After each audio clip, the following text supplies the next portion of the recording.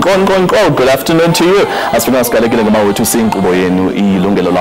your right, the #1 consumer show in the country. Well, this month we're celebrating Women's Month, and we're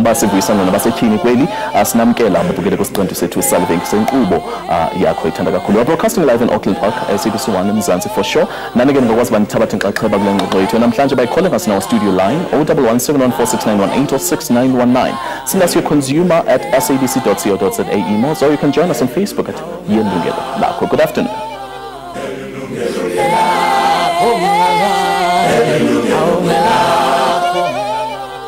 Tomorrow is National Women's Day, the day during which South Africans from all walks of life pay homage to women, the mothers, wives, sisters and daughters of the nation, celebrating during this entire month in August. And it's in recognition of, amongst others, the role played in the fight against the oppressive systems of apartheid. And the events have been lined up, the scores of events across the country in celebration of women. And Yilungelo Lakho went to celebrate and to view one of these events.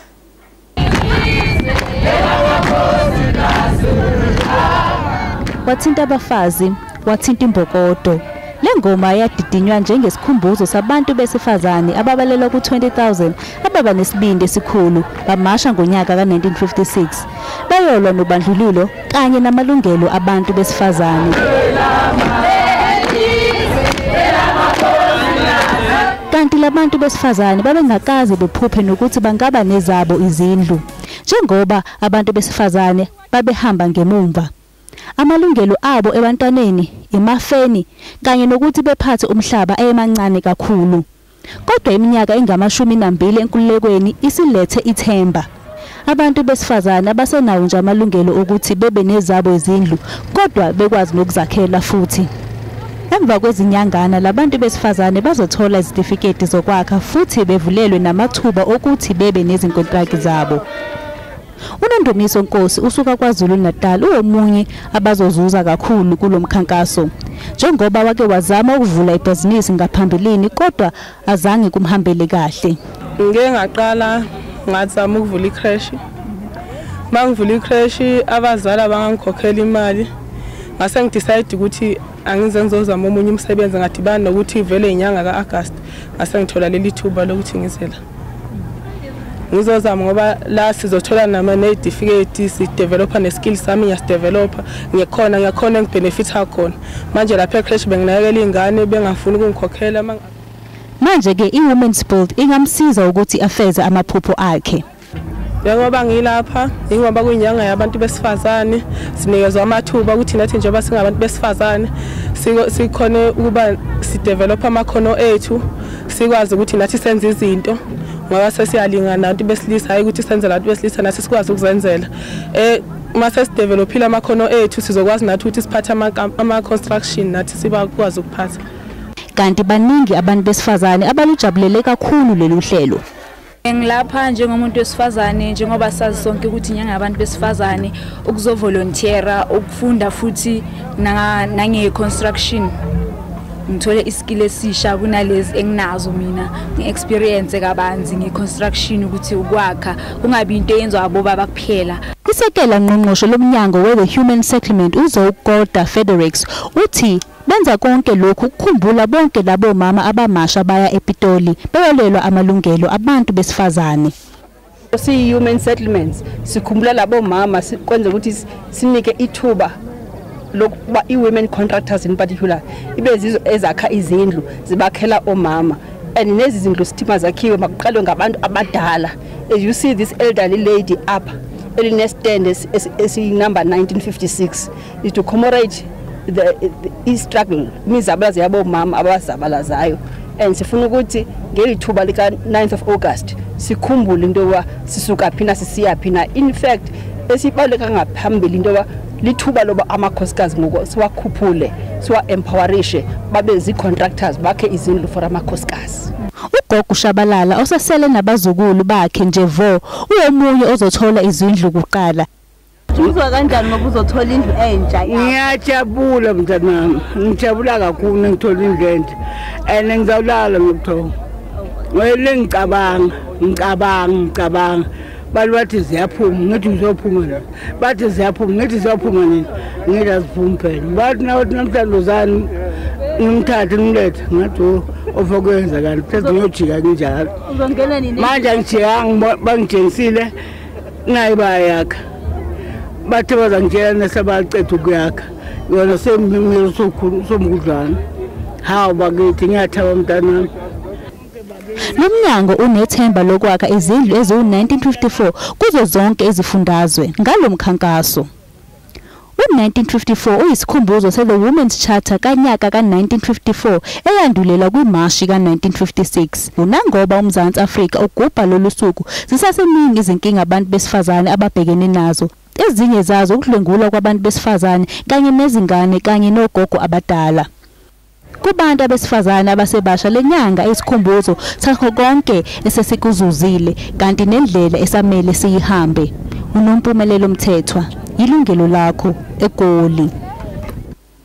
Now, to get into our discussion, ukuncokola banzi ngeliphulo ukubaluleka kwale nyanga sibhiyozela kuyo abasetyhini kwana kuhlalisa ukuphucula indima esihambileyo njengesizwe ekuphumezeni amalungelo ukuphucule amalungelo abesifazane kwilizwe lethu. We're joined by two guests. One is in Durban and one is joining us right here in the studio. We've got Thembi Ngqala, yena ovela kumbutho womama ikhaya lethemba. She's the chief social worker for the organization. Kanti ke phaya kumagumbi ethu zosasazo eThekwini asinayo uKinosi Macheda. She is the head of Communications and the spokesperson, the Department of Women in Presidency. Ladies, welcome and thank you very much for joining us. Thank you very much. Thank you. Kinosi, can you hear me? We're going to start with Kinosi in Durban. Kinosi, can you hear me? Yes, I can. Okay, thank you so much for joining us once again. Well, let's just start with the antiquity, the history of women in South Africa. From 1954, when the Women's Charter was drawn, to 1956, to 1995, all the way up to 2005 and 2014. How far would you say we've come as the country in terms of recognizing women in the country? Maybe we should take it back to 1913, actually, because that's when the brave women of South Africa started, during the disposition of the Native Land Act in 1913, when women for the first time marched against the Dom Pass, what used to be called the Dom Pass. This march took place even before the formation of the African National Congress Women's League, which was born in 1918. So what I'm trying to show you is that women actually have been there even before these other formations, where the women has always been in the forefront of the struggle. They have always been conscious and aware that something is not right and we all need to be equal, which we are, as women of today, very grateful of. In 1954, they came into a conference together as women, and they came up with a charter that had 8 aims, that of which what is it that they wanted to see out of that conference. And then in 1955, then there was the Freedom Charter, which was actually influenced by the 1954 of the Women's Charter. And in 1956, women again, together in unison, marched to the Union Building in Pretoria to go and contest against the equalities that were nicely built for women, you know, to discredit women from getting equal access to health, to education, to law, you name it. And we saw where in 1996, where we came up with a beautiful constitution of the country that is envied by the law. When you look at its preamble and you look at the preamble of the Women's Charter of 1954, there's little difference there. So it shows you as to how much of influence to what we enjoy today women have been in the forefront. Okay, all right. Let's talk about the women of 1956, your Lillian Ngoyi, Rahina Musin, all the women who marched to the union buildings. They had a collective struggle, and they've left a legacy, which I believe that is still being built up today. What would you say as a country we need to improve on, or as the women of today, they need to draw from that woman's or those women's inspiration? We need to do a lot as women of today and not be complacent. Of the 1956 women who marched to the Union Building, we still have got Mesofidi Brain, who is the surviving member of those ladies who were that brave in that difficult time to go and face those masculine soldiers, both black and white men. Those women went through them, past them, and went to the Union Building to protest. That's bravery. Now we need to, as today's women, be very grateful to what those women have done, and we don't need to sit back and say it's over, it's done, we're free. We aren't free yet. It's not yet uhuru. There are challenges in terms of the evolution of time. Women's challenges today are a bit different, even though the 8 aims that the women of 1954 jotted down are still not yet achieved 100%. Today's women have got their own challenges. There was no HIV/AIDS then. There were no recognized marriages in terms of your incommunity of property and the like. So today the challenges, we need to look at them in terms of those things, as to when you married or when you want to open a business as a woman and you're passionate, you're an entrepreneur, and you find that your spouse whom you married to in community of property does not support the idea, it's also not entrepreneurial himself. You find that when you go to ask for funding as a woman today, they still need your spouse to come and give consent, and if your spouse is not supportive of the idea, it becomes difficult then, because he refuses to sign because he does not believe that you can pull it as a woman. So even though women can still make their decisions today, they still have got to bring in men into the picture to come and make sure that their decisions are implemented. We feel that those are the gaps in today's legislature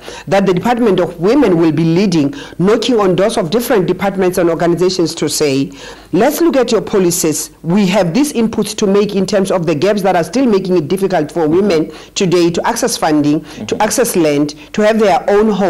Today when you go and buy a home and you are married and you are the only one working and your husband ain't working, still the bank wants your husband to come and give consent. And if your husband says, in terms of the patriarchal society that we live in, if the husband says, there's no way I'm going to live in a household that was bought by a woman, then it means you'll never have a home if he does not sign. You know, so there are those gaps in the policies, in the legislation that we still need to look at. So it's not yet uhuru, and women need to come out into dialogues. They need to converse. They need to tell us as to what is it that is making their lives difficult, so that we address those gaps as the department and we get to a point where women are 100% free.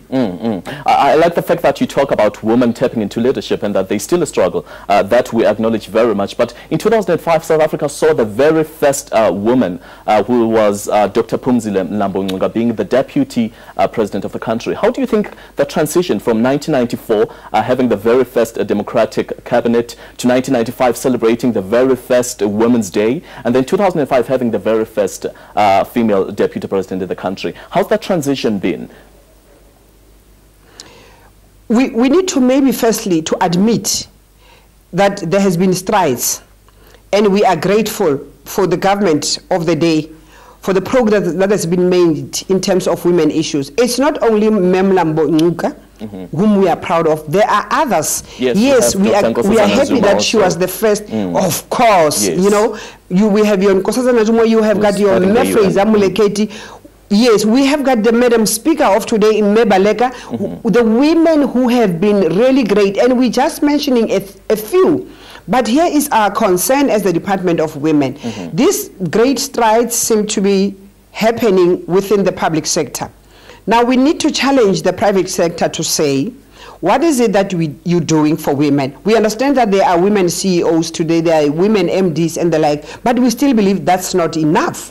We feel that in cabinet today, we've got 42% of cabinet members as women. We've got 44% of deputy ministers as women. So we need to get to the public sector as well to say, you're part and parcel of the country. You cannot operate as if you are outside government. What is it that you're doing to make it a point that you're uplifting women, and women become or are propelled into the center of the economy? Now, what we're looking at in the next 5 years as a department is to develop women, empower them socio-economically, and also to continue raising awareness of their human rights, because we are not there yet. We are still experiencing GBV. GBV has skyrocketed more than before. GBV, or gender-based violence, and women are at the receiving end, and children as well are at the receiving end. So even though we have these laws, beautiful laws that say we protect women, in terms of implementation, we're seeing something different. Hence, we're calling to women, out of women, to say, you cannot be looking for at government alone to be doing all the work.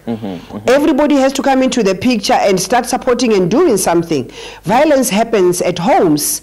Violence, the perpetrators are the people that women know. And when women choose to keep quiet about it, they are defeating the process that we're trying to get of getting them 100% freed. What are some of the initiatives in Ninani Department of Women and just to improve and to put based on what you just said and putting women in places of leadership and to motivate women? Ninandoni Ninani said. Some of the initiatives that you have for the month and moving forward? Okay, maybe I should clarify this position that people normally would, when they want to access business, they would be phoning our department or writing us emails that, can you please give me funding? We do not offer a service of any sort, if I have to start there. But we oversee us of the legislatures. We coordinate, we advocate on behalf of women. We go to departments such as the newly formed Department of SMME that is led by Med Zulu. We go to her and say, let us look at how your policies are going to be gender mainstream. So how are they going to be friendly towards women? So we're going to be doing programs such as monitoring and evaluation to look at all the laws that are there and say, let's monitor them. You have committed to 1, 2, 3, 4. We're going to monitor you for a certain period of time, and after that time we're going to give you an evaluation to say, this is how far you have been. You have improved or you haven't improved, and if you have not improved, then what are the things that we can come up with? We're also going to come up with a research agenda, because it is critical that before we speak of anything, we need to speak from an informed point. So we want to set the research agenda to say, as we deal with issues of women, what are the facts currently? We're also going to be looking at gender responsive budgeting. We're going to appeal to the public sector as well as the private sector. Can I just hold it right there? We need to take a quick commercial break. After the break, we'll continue with this. That is Ginosi, who's joining us in our Durban studios, and also Tendi, who's joining us right here in studio. We're talking about women. As a community on our Facebook page. This is Yilungelo Lakho. Well, welcome back. If you just joined us, you're watching Yilungelo Lakho. And before the break, we're talking about some of the challenges and the struggle that women have gone as far as getting recognized and having their rights recognized in the country. Well, just to be part of our discussion, you can call us in our studio line 011-714-6918 or 6919. Let me just take some of the messages that you've sent us on Facebook already. We've got Sipho or Sipiwe Ngwabu Hlelile Hlati. He says, a lot has been done, but there are still two things to do in improving women in terms of skills, more especially when men dominate. Independent mentality must be instilled in young girls and stay away rather with it depending on males and their partners and husbands. We've got Zamain Bentenem Laba who says South Africa, and then we've got Tembile or Tembekile Machaba who says good work indeed. That's a very good move. Sifiso Nyende says we're just saying big up Gubo Mama Besizwe, we love them. Msa PD Mazinho says the only thing that I can say, please women, be strong and don't let yourselves down. Trust yourselves. Thank you very much. Well, thank you for those Facebook messages. You can also be part of it by just sending us your messages. And before the break, we're speaking to Kinosi, who was joining us in our Durban studios. And right now, we're going to speak to Tembi, who's joining us now at Johannesburg studios. Tembi, once again, thank you very much. And I'm just going to touch on the point that Kinosi spoke about. Kinosi Kulume Ngendaba domestic violence. And as a chief social worker, I believe that this is one of the issues that you deal with as far as women are concerned, and as far as fighting the struggle of oppression against women. Let's talk briefly about that and how far women have come. It's 2014 and talk about the new dispensation of democracy, 20 years into democracy. But when it comes to women and violence, domestic violence, what's the map? So many women are still experiencing domestic violence, but as Ikale Temba, we have a shelter which is a one-stop center, whereby we accommodate women. We accommodate them for 6 months. We empower them, and we give them skills, and we also help them with their cases at court. One of our Facebook messages said that women still need to be skilled or be given more skills when it comes to male-dominated territories. You say that you also offer skills. When you say skills, exactly what kind of skills? We have computer classes. We have a salon there, whereby abandoned skills for Wenzimwele and nails. They can practice and make money as well at Ikale Temba. And we have sewing room. Yes, and we also have a crash in-house for those women who are working but they are staying at Ikale Temba. Now let's talk about domestic violence. As I believe that you deal with a lot of cases pertaining to domestic violence. What's the current features, or how does it look like? And what are some of the cases that you've dealt with? Perhaps you can make reference to some. We have so many cases that are coming in at the shelter, and some of the women, they're still scared to talk about their cases. So some of them, they decide to keep silent, but those who come out, we believe that they've taken a huge step to come and talk about their cases. Such cases that the men will abuse them financially, emotionally, and physically. And what would you say is the most dangerous? I believe that they say that emotional abuse is more dangerous than physical, but there's no excuse anyway for any kind of violence. But what's the most dominant? Is it still physical, or some women come into your headquarters with emotional abuse? I think it goes hand in hand, the physical and emotional abuse. All right. Well, let's take a caller. We've got Sipho. Sipho is calling us. Hello, Sipho. Sawubona kunjani Sipho baba kunjani? Ngiyaphila ukhuluma noSipho Ndima eMondlo esigodini sakwaMaqhanga. Yes sir. Kuyangijabulisa ukubona abantu besifazane bebambene ngale ndlela. Sebeyatholakala kumsebenzi ebiyaziwa njengomsebenzi abantu besilisa. Umuntu wesifazane ubaziwa njenge-housewife. Kodwa namhlanje imbokode ayizibekile phansi. Ngiyayiqhenya ngabantu besifazane baseNingizimu Afrika. Siyabonga kakhulu washo kamnandi Sipho. I'm sure that a lot of women feel better, you know, it's good to hear men tapping or saying such beautiful messages to women. Asikhulume ke sithe also violence okushawa kwabantu besifazane nokuthi abanye babo bayacindezela. Ukinosi also made reference ukuthi mawuyofuna indlu ebhanki, they still want you ukuthi uze nomuntu wesilisa, or your husband or your brother or whosoever. Mawucabanga nje yini that is making society to have this kind of perception about women? We know the history, but today what would you say is some of the challenges? I think some of the challenges is that our laws were changed completely to make women to be independent. Like when you go to the bank, you can go apply for a bond and you get it there and there without the approval of their husband. I think that will also help with some of us to be more independent. If you can go and apply for a bond, then you get the house. I think we'll be more independent, not dependent on their husbands. Yes. Also, one of the messages said we need to instill some sense of independence in young girls. And I believe that in Nanjingabantu, as social worker, you deal more with the psychological. Do you have any programs perhaps that groom young girls from a very young age to know that they can be, or they're equals to men, they don't have to be dependent to men? There are so many programs that are done by different NGOs out there to groom our young women to be independent.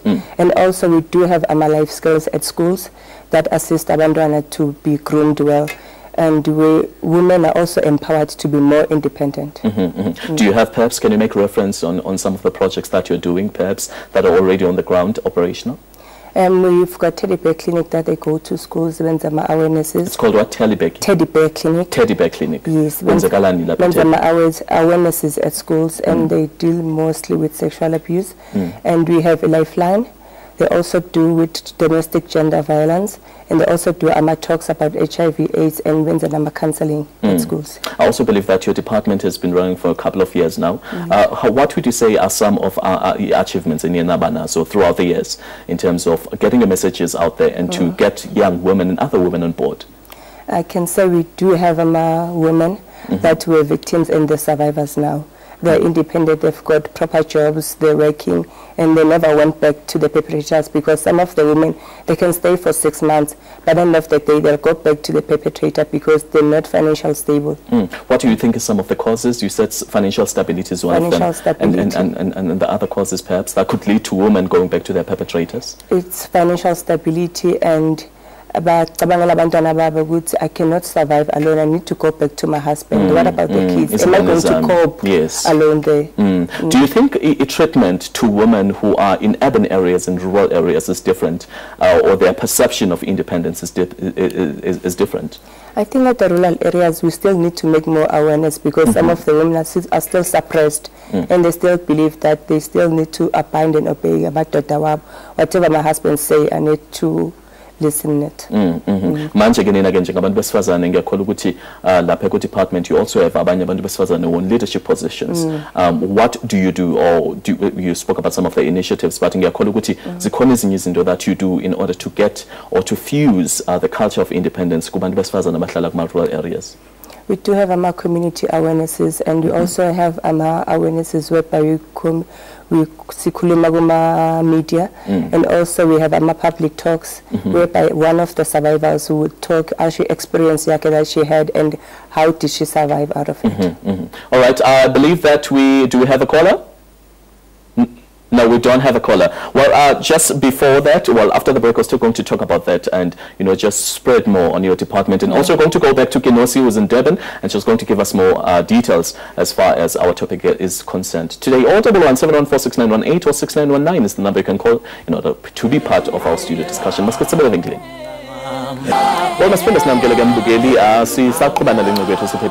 today we're talking about women, and we're focusing on the celebration or the celebration around the country and throughout about Women at Women's Month. Facebook, we've got Pagam Lemia who says, thumbs up Mbogodwe, I salute you. And then we've got Ndombis, Non-Dembiso, Lukozi, who says, Pambili, Ngembogoto, Pambili, hands up. And then we've got Risuna, or Risana, or I think it's Risuna, Mkomati, who says, Happy Women's Month. And then we've got Malibongwe Belemanyoya, who's our regular, who says, Masnome, ubakuninzo kwenziwa ukuphuhlisa amanina kule minyaka i-20 egqithileyo kodwa kuninzi kufanele kwenziwe amanina asahlukumezeka kusekho imisebenzi ekuthiwa abanokwazi ukuyenza kwezoshishino, I think, engqongopheleyo or something like that. But that's Malibongwe, who's calling, who wrote that message from Muscle Bay. Tembi, before the break, we're still talking about the cycle of abuse. Basically, we wanted to talk about the cycle of abuse. But the cycle of abuse in Donilen for a woman to get to a point where Apobeto Kona, or some of them, even some of the cases where, you know, they've led to fatalities. As a chief social worker, the cycle of abuse. The cycle of abuse, it's whereby the incident ends before you can get to a point which you enough of the incident.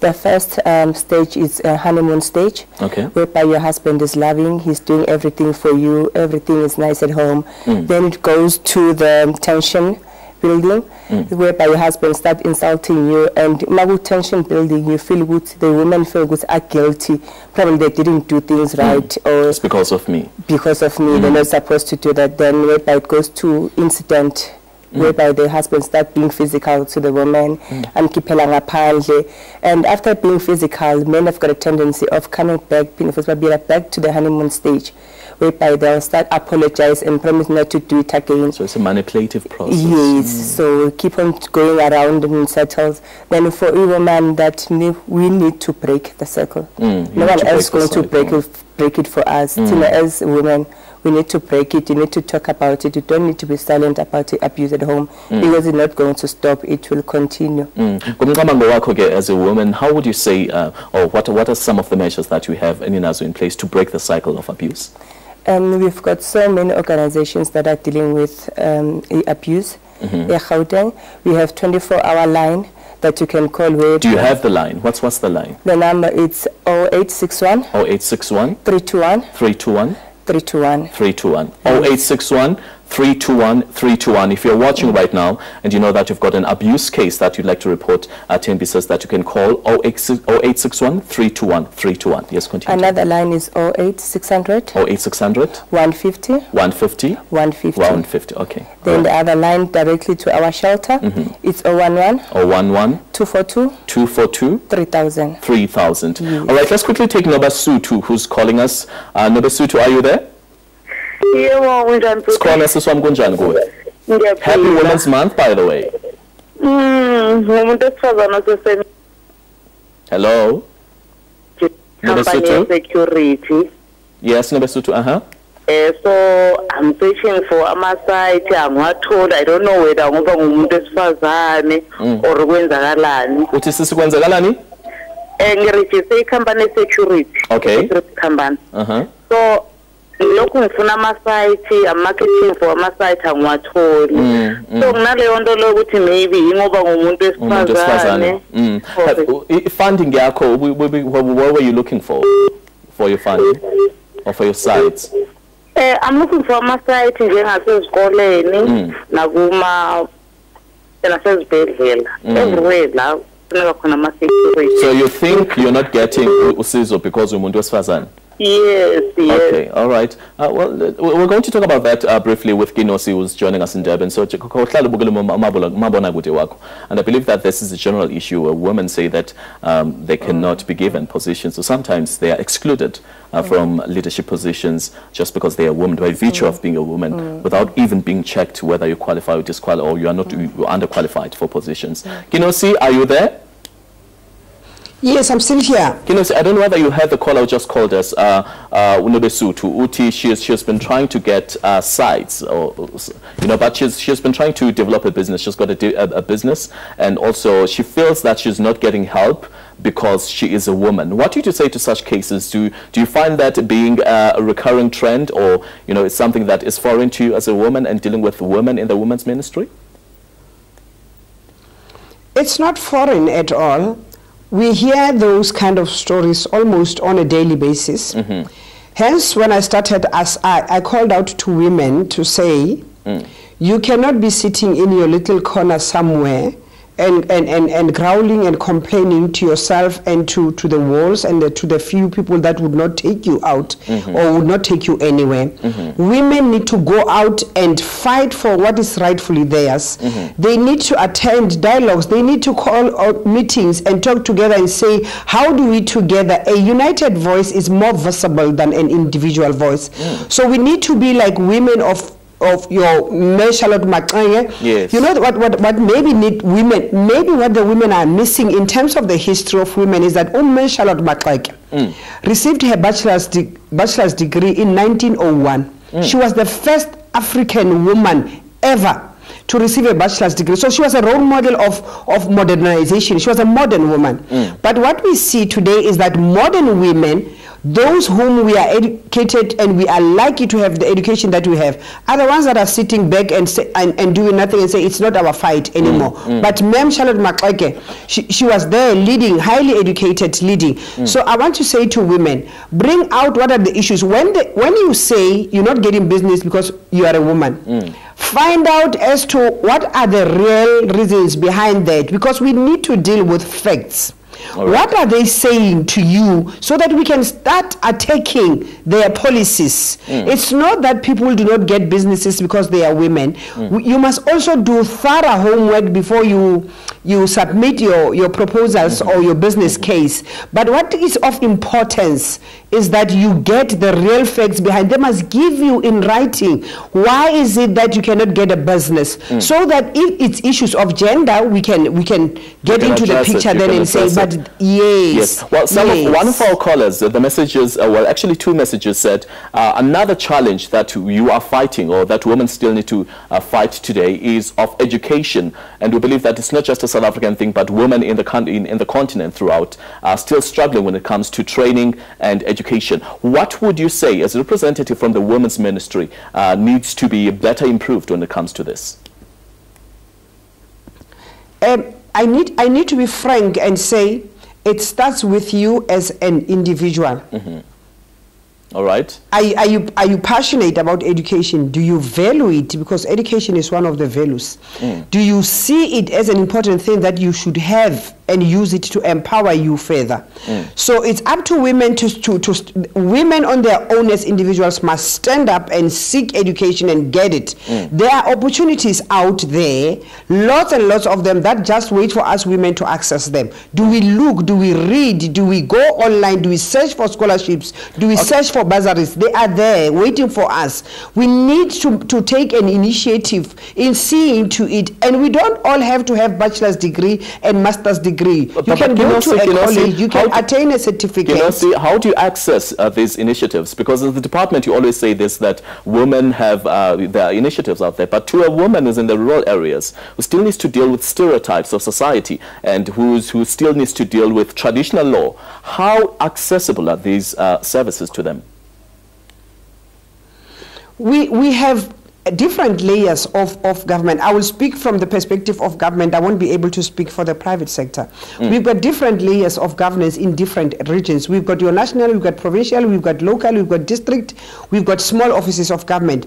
Women must go out to the nearest and find out as to how do I access these things, who can help me in this regard, and how can we start communicating with that particular person. What I'm trying to discourage is a situation where women feel sorry for themselves and say, I'm in a rural area, therefore there's no movement. Make that first step, go to the nearest office, let the nearest office elevate you to the next and to the next. We'll live at a time where women, before accessing these funds, because these services are, most of them, they are still controlled by men. And so you find that a woman is asked to either, you know, for sexual pleasures before accessing any kind of fund or funding for that matter. What would you say? Because still, I hear that you're saying that you have these initiatives, and you know, the managers are still men.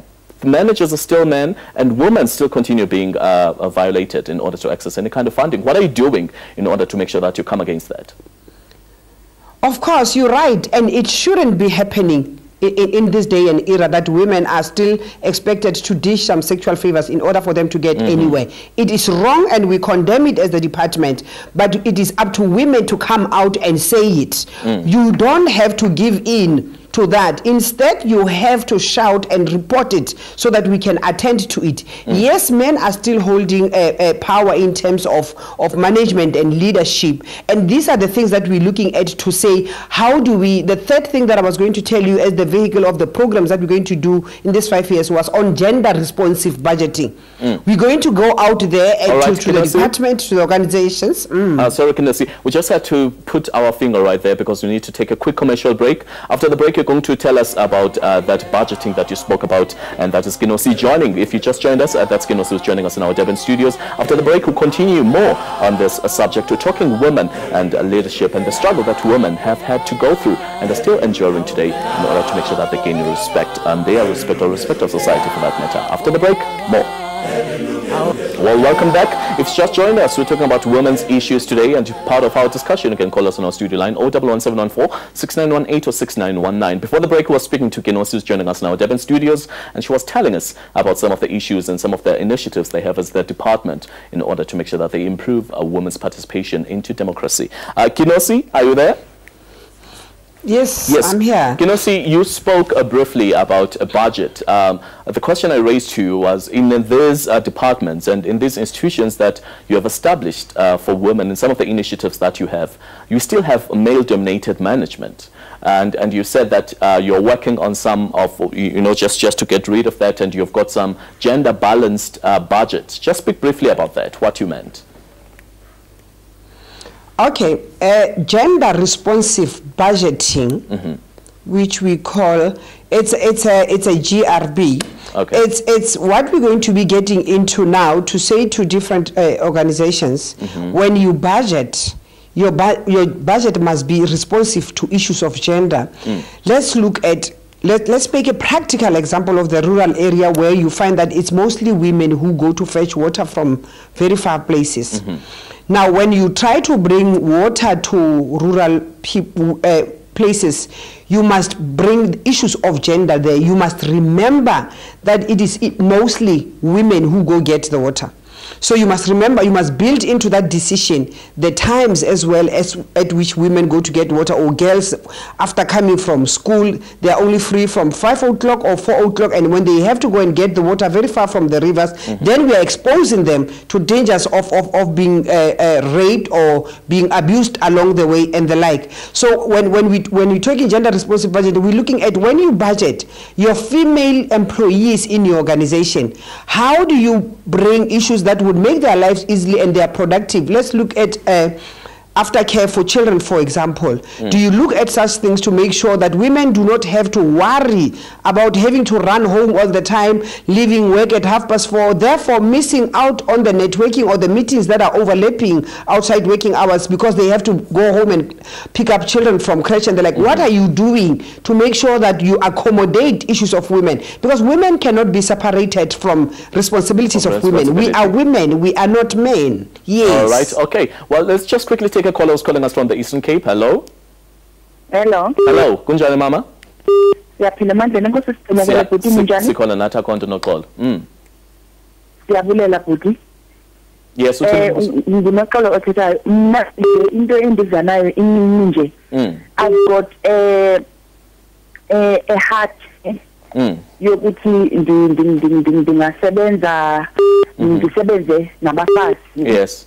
But sivule something apha eEastern Cape kwindawo yaseNqamakwe ne umhlaba wakho utshebile. But izindawo zokuya zimbalwa zokuthi sifumanise ukuthi sifumana phi ulwazi, sifumana phi uncedo and all that, so that abafazi ba-athinta imbokodo xa kuthiwa wathinta umfazi wathinta imbokodo bazokhula babheke phezulu. Emakhaya ngosiyayazi ukuthi bhuti ne abafazi bahlele emakhaya basebenzi, and njengoba behlele emakhaya bengasebenzi nje kunzima ukuthi bafumane uncedo okanye ukuncediswa ukuthi baphumelele kwizinto abazifunayo. Mina ingxaki yami into endiyifunayo ilapho ngifuna ukwazi amaziko eningaya kuwo, but andifumani uncedo lu-right. Ngifuna ukwazi amaziko eningaya kuwo xa nifuna ukuncedakala, nifuna ukuqala amashishini nento enjalo? Amashishini, my heart ishishini kulo is agriculture. Okay. Sis Noxolo, we're going to quickly ask Kinosi, are you on the line? Just hold, Noxolo. All right. Yes, I am. I don't know whether you heard the caller. Can you answer our caller? She says that she's been trying to get funding and she's been trying to get to places where she can be helped. She's very passionate about organizing women and having initiatives to improve women's lives, but she's not getting any of those in the Eastern Cape. What can you say to that? What we can do for her speak directly to our caller. Our caller is on the line. You can speak to her. Hello, Noxolo. Thank you for coming in. What we can do for you as a Department of Women is that we can refer you to the relevant people in terms of your business case, which I am not privy to as yet. But we do have got departments such as Department of Trade and Industry, the new SMME that I would recommend that you direct your assistance seeking to. But and she's also interested in if you are a youth. She's interested in yes, funding. No. But she needs to get funding, isn't it? She needs to get funding in order for her to be able to work that land. To get a clarity of all these things, because we've got amasini alele angasebenzi, we've got emakhaya yabona mosini izigadi, abantu abasakhona nokulima, and the government should help his people so that they can grow. Noxolo, ukhe wayaphi ukuzama ukufumana funding? Ndikhenda eBhisho yabona 3 weeks back ndikuqa eBhisho ndifuna uncedo, but ndifumanisa ukuthi eBhisho kuncedwa abantu aba-around eBhisho. I would say it wena uPhusemthatha azange ndifumane uncedo oluza kuthi endiza kuthi ndibone ukuthi ndiphambili. As a result, next week I've heard on the radio that there's a meeting ye agriculture. So I want to join those guys in the how do they get helped? Okay, all right. Okay, Noxolo, thank you very much for calling in. But we have to quickly take an ad break. After the ad break, we'll continue with our discussion and we'll be able to answer Noxolo's question. And also, if you have a question, you can call in studio or perhaps drop us a message on our Facebook page. More of this and more after the break. Well, thank you very much for joining us for our last segment. We're talking about women issues on the show, and earlier on, before the break, we had a caller, Unoxolo was calling us from the Eastern Cape, and we had a problem with funding and accessing funding for a business. Kinosi, who's joining us in Durban, is still going to elaborate on that. Kinosi, you heard Unoxolo. She says she's been trying to get funding for her business. Yes. She has identified land. There's plenty of land where she's coming from. Whenever she goes to the Eastern Cape headquarters in Bisho, she is sent from pillar to post. What would be the cause to this, or what would you say, or what advice would you give to her rather? Noxolo will have to firstly try to establish as to that land that she says she's vacant.